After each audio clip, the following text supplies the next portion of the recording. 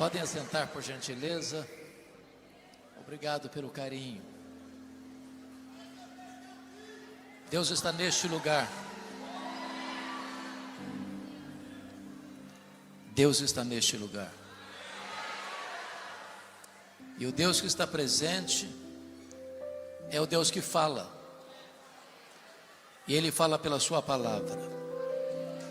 Então abra sua Bíblia comigo, por favor, no livro do profeta Isaías, capítulo 44. E eu vou ler os versos 3, 4 e 5. E esse texto diz assim: porque derramarei água sobre a terra seca,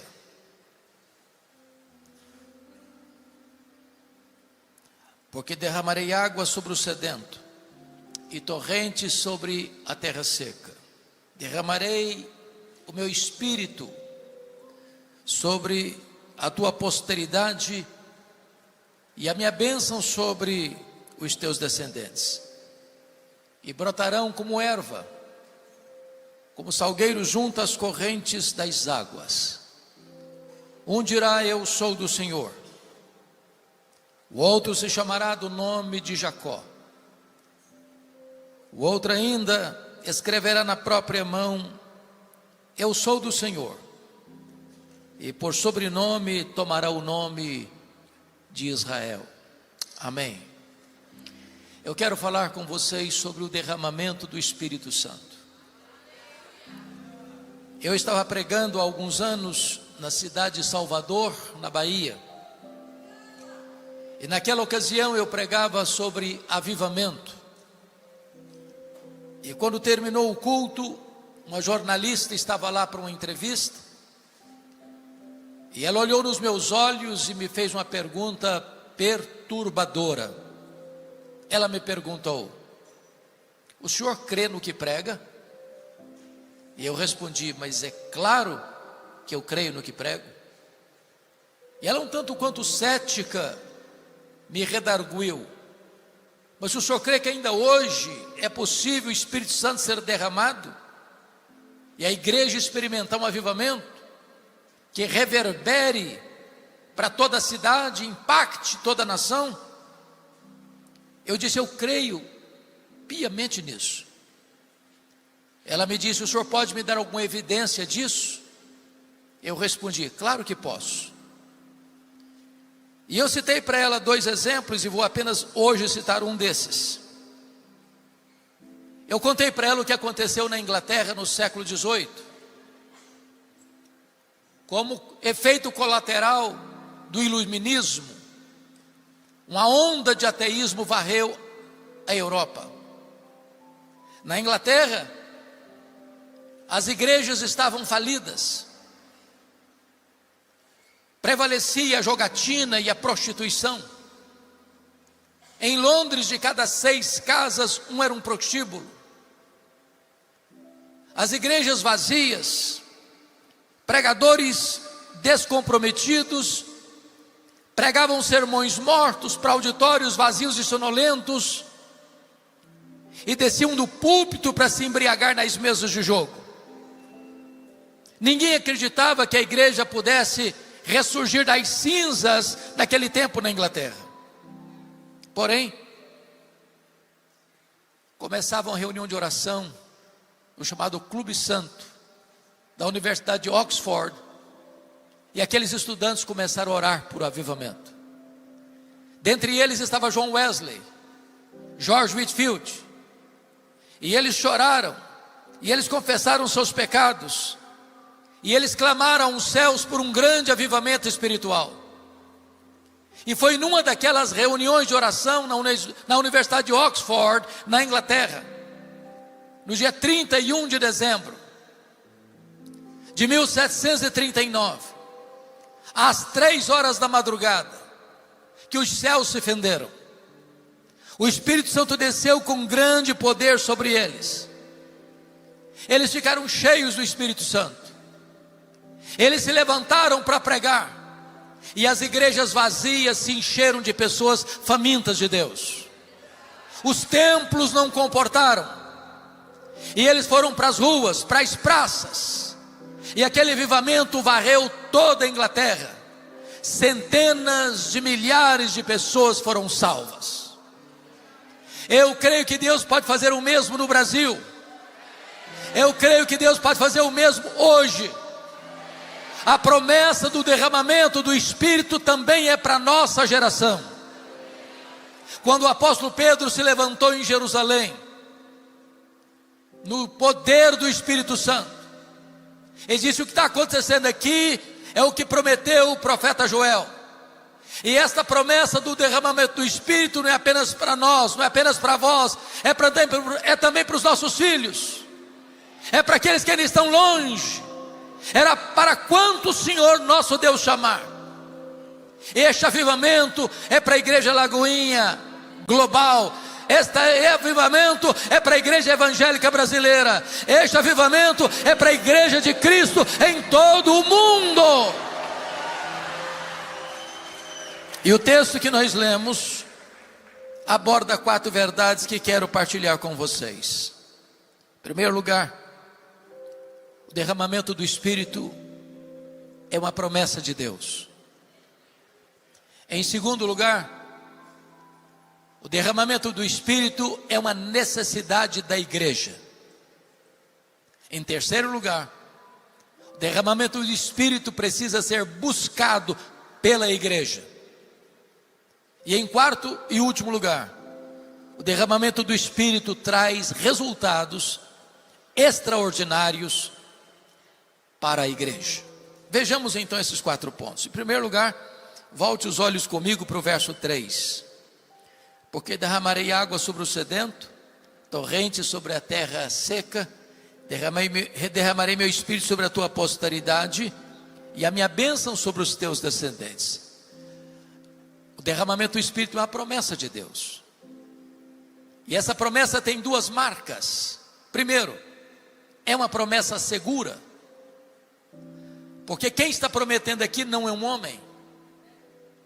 Quem está prometendo aqui não é uma igreja local. Quem está prometendo aqui não é uma denominação religiosa. Quem está prometendo aqui não é um concílio eclesiástico. Quem está prometendo é o próprio Deus Todo-Poderoso. É o Deus que é avalista da sua palavra. É o Deus que promete e cumpre o que diz. É o Deus que faz e ninguém pode impedir a sua mão de fazê-lo. Quando Deus derrama o seu Espírito sobre uma igreja, ninguém pode deter os passos desta igreja. Ela avançará, apesar da perseguição. Ela avançará, apesar da fúria do diabo. Ela avançará, apesar das limitações humanas. Ela avançará. O sinédrio judaico tentou impedir o avanço da igreja primitiva, mas não conseguiu. Vieram os imperadores romanos e queimaram os crentes, e crucificaram os crentes, e jogaram os crentes às feras, mas a igreja prosseguiu, porque o sangue dos mártires é a sementeira do evangelho. Como alguém disse num cântico, é obra santa, ninguém detém. Essa promessa é segura.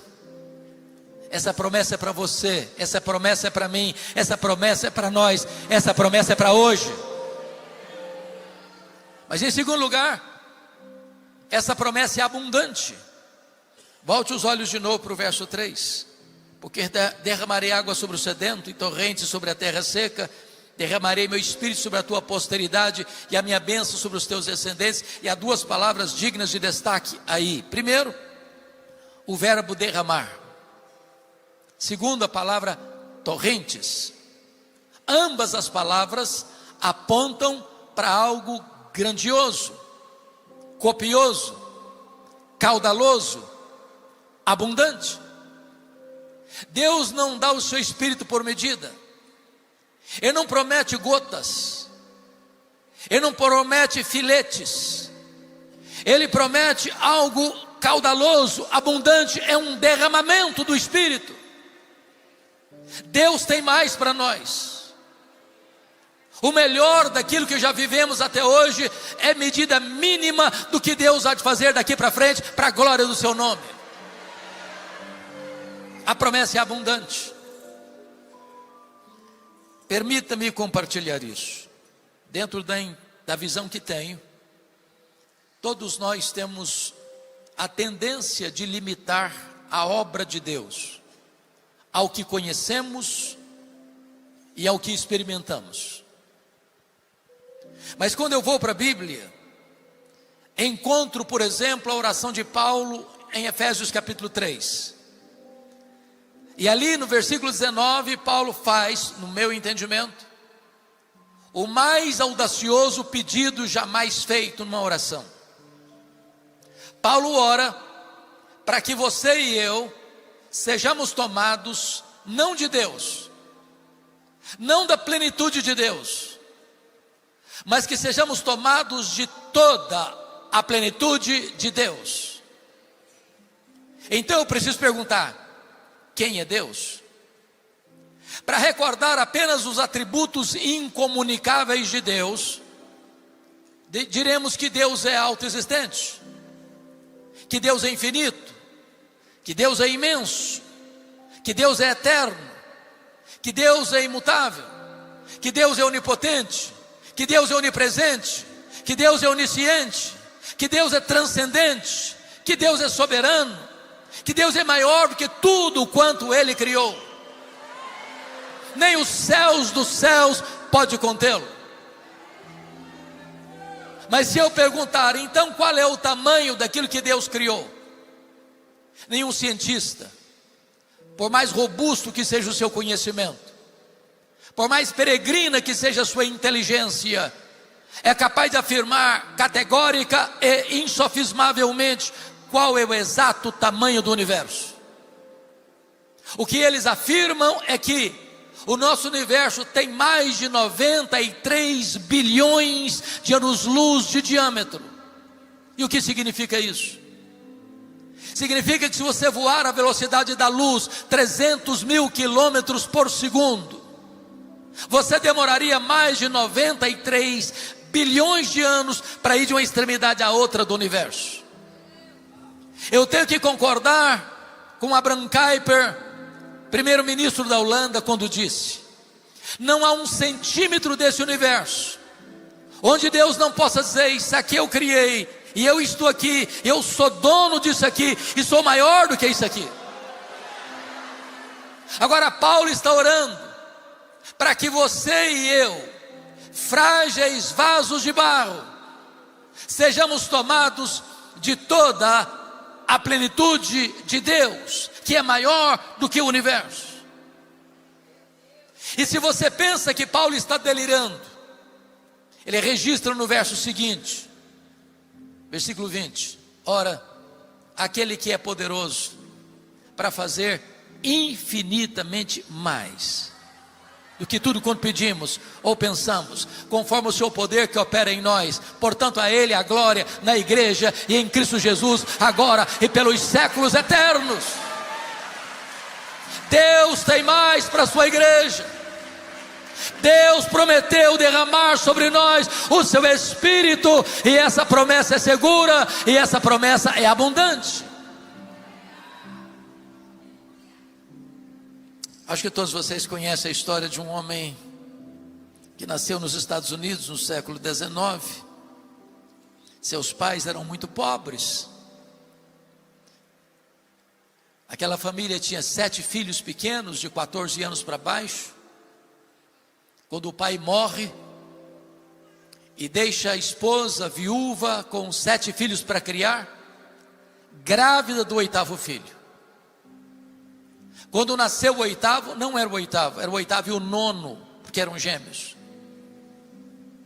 Aquela mulher com 39 anos de idade já estava com os cabelos brancos, de tanto trabalhar para dar comida àquelas crianças.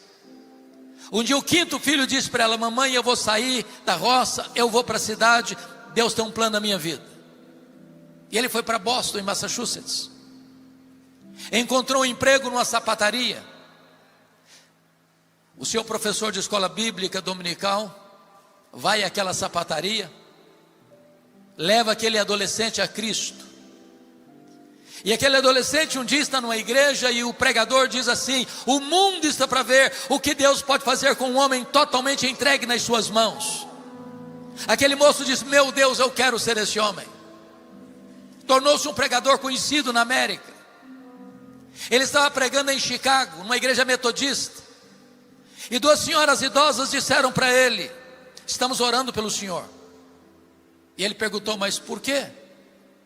Para que Deus o revista com o poder do Espírito Santo. Ele caminhava em Nova York, na Wall Street,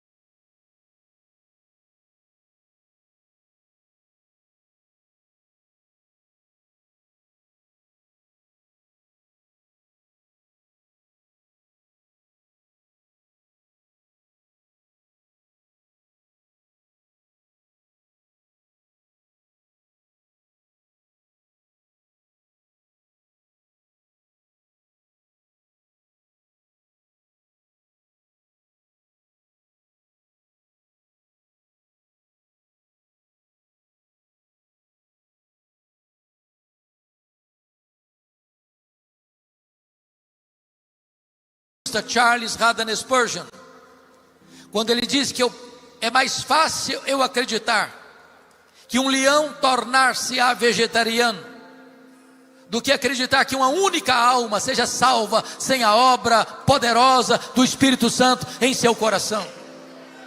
Precisamos do Espírito Santo, dependemos do Espírito Santo.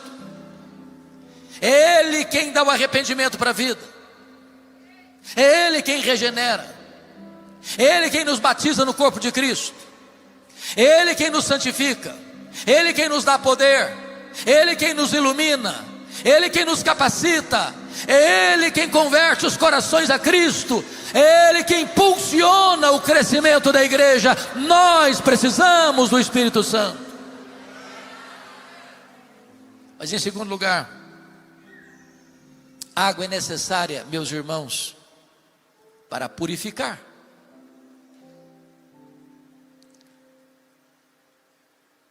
E talvez você já fez a pergunta, e eu tantas vezes também, que se transformou no título de um livro de Leonard Ravenhill: por que tarda o pleno avivamento? Porque às vezes ouvimos trovoadas, porque às vezes vemos relâmpagos e a chuva não desce, porque avivamento não é uma obra que a igreja promove. Nós poderíamos ter grandes ajuntamentos e não ter um avivamento. Avivamento a igreja não agenda, avivamento a igreja não administra, avivamento não se marca data, Avivamento é uma obra exclusiva do Espírito Santo e totalmente governado pela soberania do Espírito Santo. Mas por que ele não chega? É que no caminho das torrentes à terra seca há um obstáculo. E esse obstáculo chama-se pecado. Antes de Elias subir ao cume do Carmelo para clamar pelas torrentes de Deus, ele removeu o Baal do caminho. Hoje às vezes trocamos Baal de lugar. Hoje às vezes damos novos nomes a Baal. Às vezes mudamos as vestimentas de Baal. Mas enquanto o Baal não for tirado do caminho, as torrentes não descem. Há pecado no meio do arraial. Foi a palavra de Deus a Josué. Depois de uma dolorosa derrota diante da pequena cidade de Ai, e Deus disse para Josué: não adianta orar, Josué. Enquanto o pecado não for tratado, eu não serei convosco.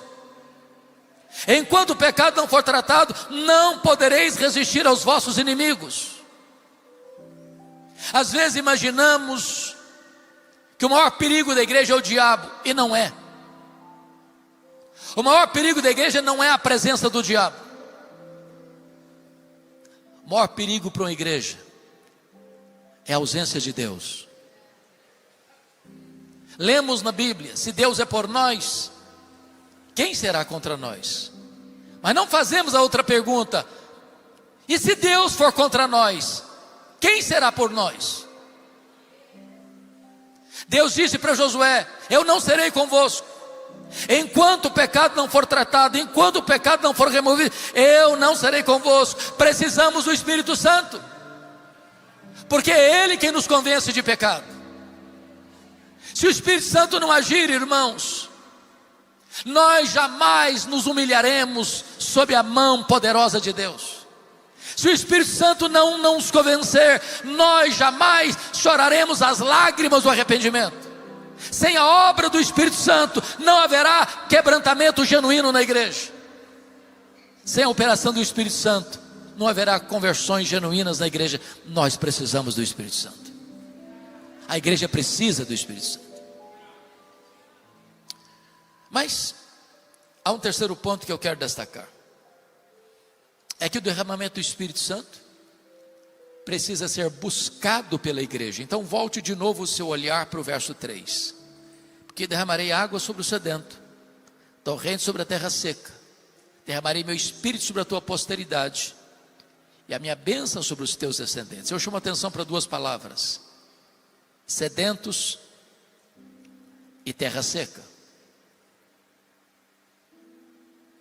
Eu não sei se você já viu uma terra seca, rachada, bramando por chuva.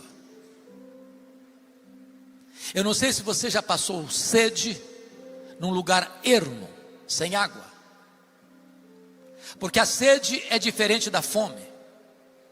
Quando você está com fome, seu estômago dói, clamando por comida.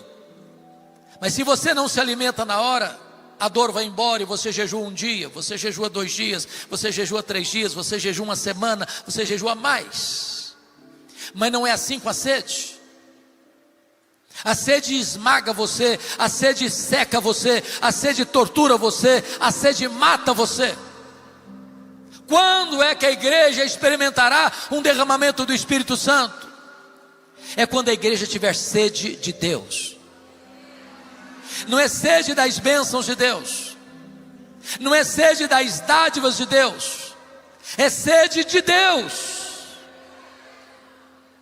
É por isso, amados, que nunca houve, nem no registro bíblico, nem mesmo na história da igreja, qualquer avivamento que não tenha sido precedido por oração, oração, oração. Eu tive o privilégio de visitar a Coreia do Sul e visitar as maiores igrejas da Coreia do Sul. Igrejas de 30 mil membros, de 50 mil membros, de 82 mil membros, de 120 mil membros, de 700 mil membros. E em todas essas igrejas nós fazíamos a mesma pergunta: qual é o principal fator do crescimento dessa igreja? E a resposta que ouvimos foi oração, oração, oração. Disse para um pastor que tinha acabado de sair do seminário, estava plantando uma igreja. A igreja tinha pouco mais de 2 anos, com mais de 6 mil membros. E eu disse: vocês oram de madrugada? Porque lá nenhuma igreja é organizada sem já ter uma reunião de oração de madrugada, diária. Eu disse: vocês oram de madrugada porque isso é costume oriental, isso é a cultura de vocês. Ele me olhou nos olhos e me respondeu: não, senhor. No mundo inteiro as pessoas levantam de madrugada para ganhar dinheiro. Nós levantamos de madrugada para orar porque Deus é prioridade na nossa vida.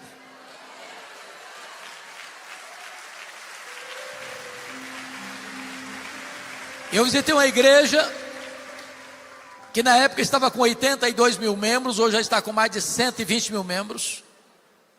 Aquela igreja tinha 4 reuniões diárias de oração. Uma das 4 às 5, outra das 5 às 6, outra das 6 às 7, outra das 7 às 8. Nós fomos na segunda, de 5 às 6. Ainda estava escuro e fazendo frio. E eu nunca vi nada semelhante. Nos aproximamos, vimos gente correndo com a Bíblia na mão. Chegamos no estacionamento, os diáconos coordenando os carros que chegavam. Quando nós entramos no templo, não tinha mais lugar para sentar. Eu contei mais de 80 pessoas sentadas no carpete em frente ao púlpito. E quando aquele povo levantou para orar, a sensação que eu tive é que os céus haviam se rasgado e Deus havia descido àquele lugar. Fomos na igreja do pastor Po Yang-Shu, a maior igreja local do mundo. Uma igreja com 700 mil membros, com 700 pastores auxiliares, na época com 10 mil grupos familiares, com um jornal diário de 2 milhões de cópias, um canal de televisão e várias emissoras de rádio. E eu fiquei pensando: meu Deus, como é que deve ser a agenda de um pastor como esse, para administrar essa mega igreja? E tomamos um susto quando ele falava para nós e dizia: eu dedico apenas 30% do meu tempo para administrar essa igreja. 70% do meu tempo eu dedico para oração e meditação da palavra de Deus. Eu entendi que Deus era a prioridade. Um dia o telefone tocou do gabinete, no seu gabinete, a secretária da igreja atendeu, e a pessoa disse: eu quero falar com o pastor Po Yang-Shu. A secretária respondeu: ele não pode atender o senhor agora não, ele está orando. O homem engrossou a voz do outro lado e disse: eu sou o presidente da Coreia e quero falar com o pastor agora. A secretária respondeu: ele não pode atender o senhor agora não, ele está orando. Mais tarde o presidente ligou muito bravo para o pastor, e o pastor respondeu ao presidente: eu não atendi o senhor porque eu estava falando com alguém muito mais importante que o senhor. Eu estava falando com o Rei dos Reis e com o Senhor dos Senhores.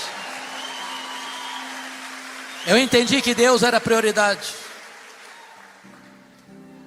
Meus irmãos, se nós quisermos ver as torrentes dos céus caindo sobre nós, nós precisamos ter sede de Deus.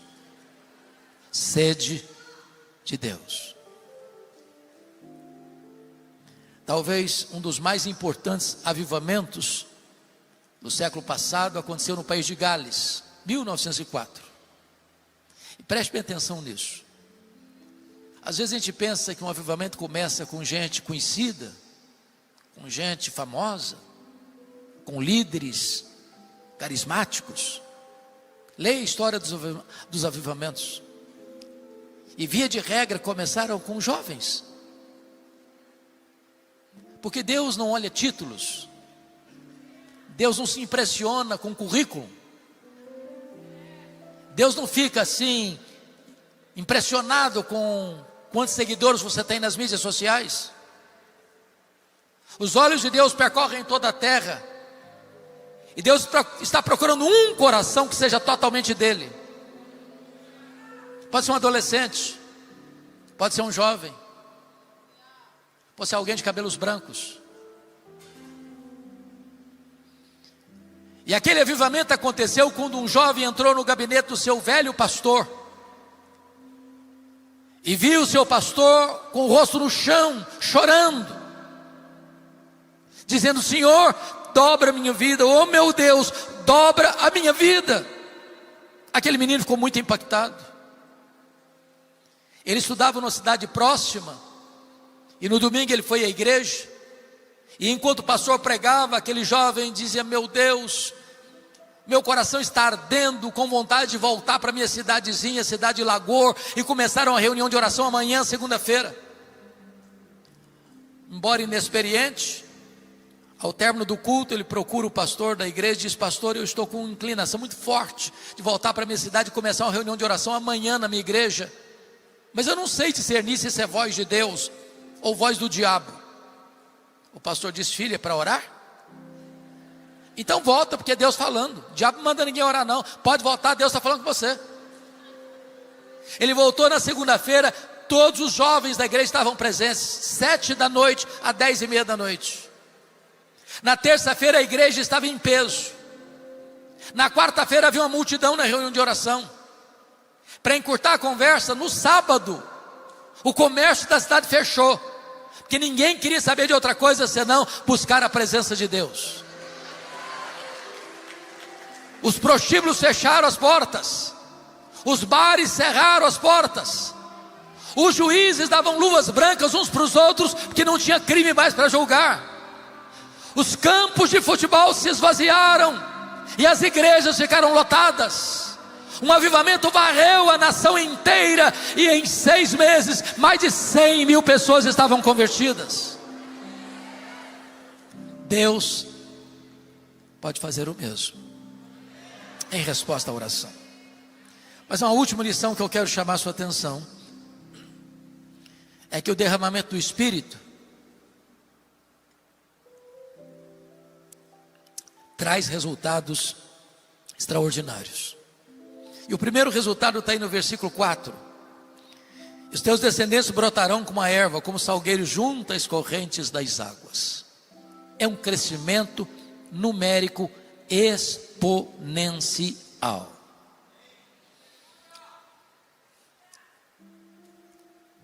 Eu glorifico a Deus pelo privilégio de acompanhar o crescimento da Igreja Lagoinha, no Brasil e no mundo.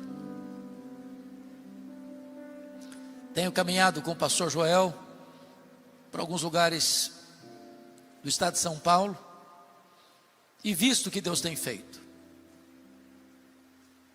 Não há outra explicação a não ser que Deus, por sua bondade, tem sido generoso com vocês.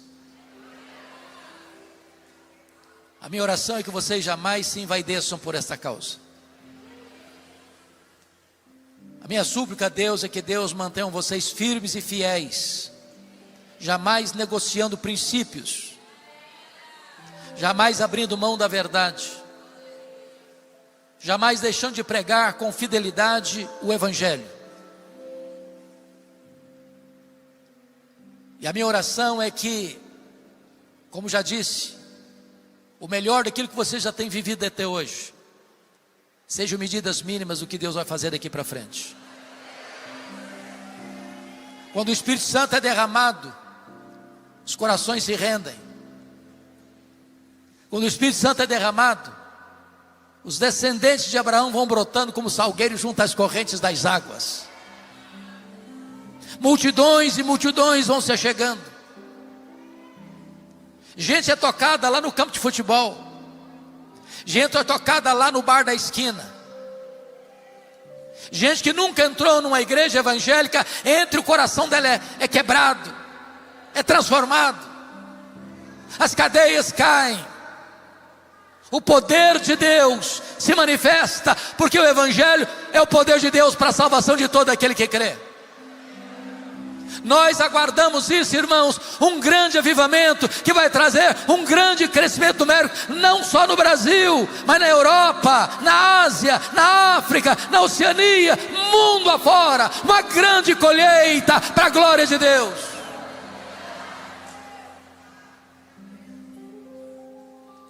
Mas eu concluo que há um segundo resultado. Está no versículo 5. Um dirá: eu sou do Senhor. Outro se chamará do nome de Jacó.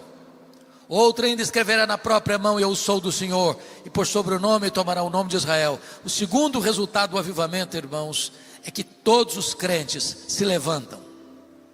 Se levantam. Se levantam para dizer: eu sou do Senhor. Eu sou do Senhor. Eu sou do Senhor.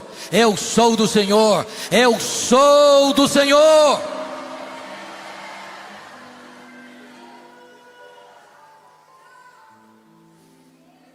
E esta mensagem há de sair com a velocidade de um rastilho de pólvora. Quando os adolescentes se levantam, quando os jovens se levantam, quando os homens se levantam, quando as mulheres se levantam, quando os doutores se levantam, quando os analfabetos se levantam, quando todos se levantam para falar deste nome, que é o nome sobre todo o nome. É um exército de Deus a testemunhar acerca deste evangelho que é poderoso.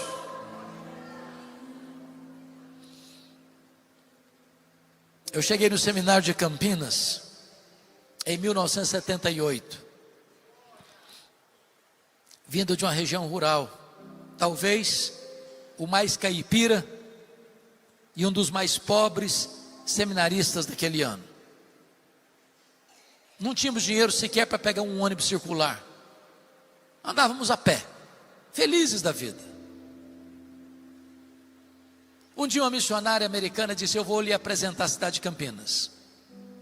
E o primeiro lugar que ela me levou foi na escola de cadetes de Campinas. Quem conhece sabe que é um lugar muito bonito. E eu não sei se você sabe, nós temos muitos seminaristas e estudantes de teologia aqui, mas via de regra, quando você entra num seminário, seu coração está queimando. Você prega até para poste no meio da rua. E eu cheguei, a primeira pessoa que eu encontrei foi um cadete, claro. E ele estava no seu posto de guarda, com a sua farda engomada, com o seu nome bordado na lapela da farda, João Miguel Corpas, com a metralhadora na mão. E eu me aproximo dele e logo vou perguntando: e aí, João Miguel, você conhece a Jesus, o Filho do Deus vivo? Ele faltou pouco me bater. Ele era ateu. Ele abusou de mim, zombou da minha fé, escarneceu da minha crença, e disse: eu não acredito nessa tolice, e não me dirige a palavra. Eu fiquei perdido por um momento, perdi o rumo de casa. Falei: meu Deus, o que eu vou fazer agora? Fiquei ali pasmo na presença dele, quando de repente o Espírito Santo me deu um pouco de coragem. Eu disse: João Miguel Corpas, antes de ir embora eu preciso lhe falar 3 coisas. Primeiro, Deus existe, acreditando você nele ou não. Ele não depende de você acreditar nele para ele existir, ele existe assim mesmo. Segundo, esse Deus ama você, e ama tanto você que ele mandou seu filho, seu único filho, para vir a este mundo, morrer na cruz, para dar a você a vida eterna. Terceiro, você é um pecador, e se você não se arrepender, você vai para o inferno, e até logo, e sair rápido, porque o cara estava com a metralhadora na mão.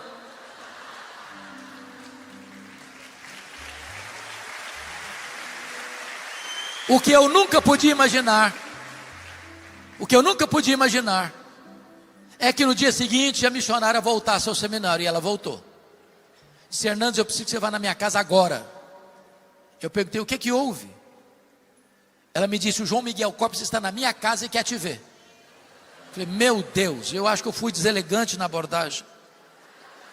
Eu não tinha feito evangelismo explosivo, eu não tinha estudado nenhum método de evangelismo ainda. Falei: eu fui muito infeliz na minha abordagem. E fui para lá pensando 1000 coisas. Quando eu chego naquela casa, o João Miguel está sentado no fundo da sala. Quando ele me viu entrando, ele correu na minha direção, me agarrou pelos braços, quase me tira do chão e me disse: por favor, me fale do seu Deus, me fale do seu Deus. Aquele cadete estava em lágrimas, recebendo a Jesus como seu Salvador. Era próximo ao mês de julho, fui de férias para minha família. Quando eu retornei, ele me ligou, disse: Hernandes, eu já levei 3 colegas aqui da escola de cadetes a Cristo. Tornou-se um evangelista. Quando eu saí do seminário, eu perdi o contato com ele.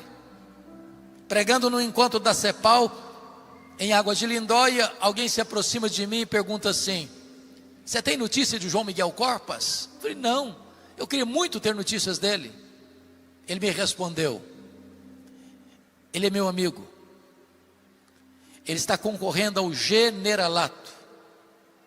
E tem mais, o João Miguel Corpas é pastor.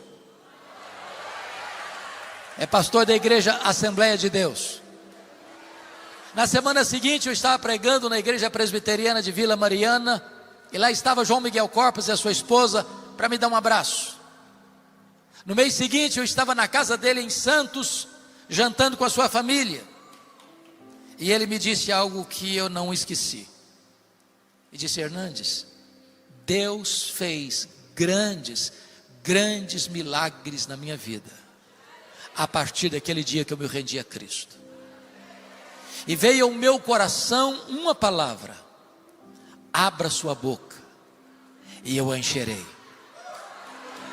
Abra sua boca e Deus a encherá.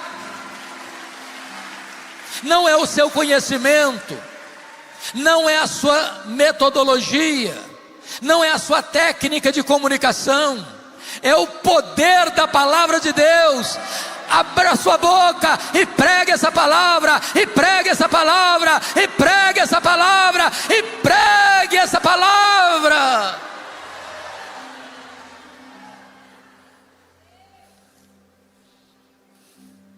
Estamos aqui com um grande exército de homens e mulheres de Deus. Quem sabe está alguém aqui hoje, por meio de quem Deus há de trazer nesta geração um grande derramamento do seu Espírito, um grande avivamento. Como ansiamos por isso, como desejamos isso. Numa nação assolada pelo pecado, numa nação que caminha assodadamente para o abismo, onde os males são tantos, onde as dores e gemidos do nosso povo são tantos, onde há tanta gente ainda escrava da idolatria, da feitiçaria, da prostituição, da violência, da maldade, da corrupção, precisando deste evangelho que liberta e que transforma. Levantemo-nos na força e no poder do Espírito Santo para anunciar que em Jesus tem esperança, em Jesus tem salvação, em Jesus tem vida eterna. Deus abençoe Igreja Lagoinha, do Brasil e fora do Brasil. Permaneçam firmes, olhando para Jesus, conhecendo Jesus e tornando Jesus conhecido. Deus abençoe a todos.